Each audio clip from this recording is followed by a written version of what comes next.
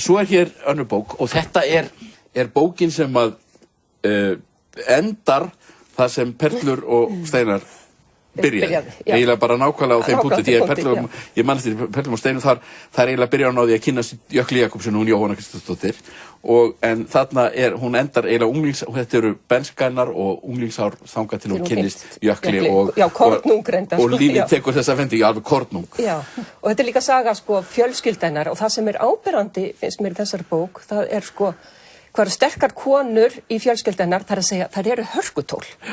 Þetta eru svakalegar konur. Svarthvítir dagar, þetta er bókin. Ég reyndar ég játa það Illugi og Hrafn eru æskuvinir mínir og maður hefur alltaf borið virðingu fyrir henni Jóhönnu, maður hefur ekki til að kássast upp á hana, sérstaklega mikið.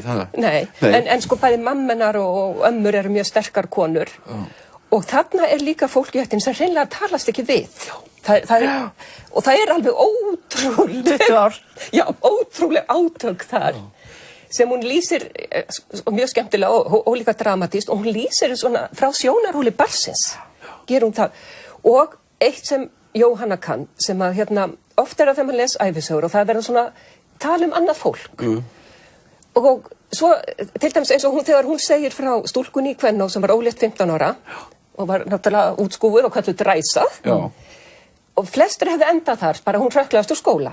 En Jóhanna segir manni framhaldssögunni, hvað varð hana. Þetta gerir hún hvað eftir annar að segja manni frá fólki og ljúka sögu þess. Mjög þakklátt. Þetta er svo þakklátt. Og ég hugsa alltaf gott hjá í hver skipti, ég er gott hjá Jóhanna. Hildur, hvernig virkar þessi bók? Mér finnst hún bara yndisleg. Hún segir, í raun og veru þá lengi framan af þá þetta svolítið tíðindalítið, en að því hún er svo góð rithöfundur og frásagnamátin er þannig að það verður þetta allt áhugavert. Þarna verður þegar hún að tala Tolstói áðan og fjölskyldulífi og hversdagslífi, en það verður einhvern veginn allt skemmtilegt. Og svo líka ég verð að koma af þannig í sveitakaflanum þegar hún lýsir samskiptum sínum við kind, minn hún heiti Móra og það er nafnaskrá í bókinu, mér finnst að Móra hefði átt að fá stað þar. Bara hvernig hún lýsir samskiptum sínum við Móru og maður hugsar, það eru ótrúleg tengsl þarna á milli stúlku og dýrs. En náttúrulega svona, kannski mesta risið í bókinu er í kringum þetta ástarævintýri sem hún á við þennan unga mann í unga fagra sjarmur í dölunum. Já, sætast á strákinn í sveitinni. Mér finnst það svolítið rosalegt. Mér fannst foreldrar hennar beita hana ansi hörðu. Þú veist, þetta er svolítið langt gengið og ég hugsa að það hefði líka verið á hennar tíma, í hennar samtíma að hafi þetta nú þótt allt svakalegt það sem foreldrar hennar sem láta henni gera sem við ætlum ekki að fara að tala um hér. Nei, það er en það er þroskin, þetta er þroskasaga og hún minnst hún segja fallega frá því hvernig hún sem krakki, hún fylgist með heiminum en svo er eins og hún ritskoði allt svolítið með augum foreldrana því þeir vita alltaf hvað er rétt og rangt og mammina dregur nú ansi beinar línur þar. Mammina er mjög svona ströng og hún vil svona vera svolítið á sömu línu þau og svo smám saman uppgötar hún að það sem að þeim þykir gott og gilt hendar ekkert endilega henni. Þetta gefur mjög skýrt, þessi þroskasaga og þessu líkur svona svolítið á því að hún er orðin nokkuð viss það að hún getur myndað sér sínar eigin skoðanir. Og þetta er líka heiðarlegt og hispurslaust, það kemur alveg greinilega fram, hún kann bara ekkert vel við alla og þannig er það með okkur öll.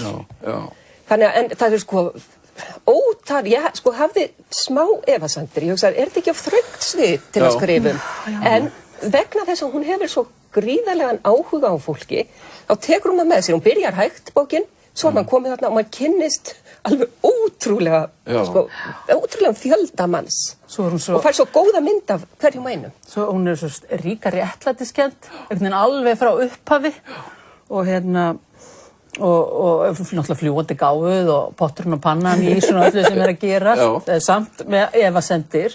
Það verður einhvern veginn maður skilur alltaf þessa stelpu svo vel þó Jóhanna sé ekkert að leggja út af hlutunum. Þetta er líka, hún lýsir líka vinkvenna heimi alveg óbáslega vel það kunna allar stelpur kannast þetta bakdað og flokka drætti. Það er bara svona í stóra samhenginu er þetta bara eitthvað svona lítið en verður henni svo mikið söguefni. Svo náttúrulega, hún er í 9 hverfi sem er að byggjast þetta upp eftir stríðið og það eru líka lýsingar af því sem eru merkilegar náttúrulega mér þykir alveg rosalega skemmtileg lýsingin náttúrulega á þessum afennar sem hugsanlega ekki afennar í raun og veru en náttúrulega sko dásamleg persóna, Ísleifur vísnamaðurinn þarna í Skagafirði og svo ömmunni sem vill ekki, þú veist, kannast fer frá honum og bara vill ekkert að þeim manni heyra framar og það veit enginn hvað upp. Já, þetta eitthvað svona í öllum fjölskyldum, enginn veit. Svo er líka auðvitað gaman að lesa Braga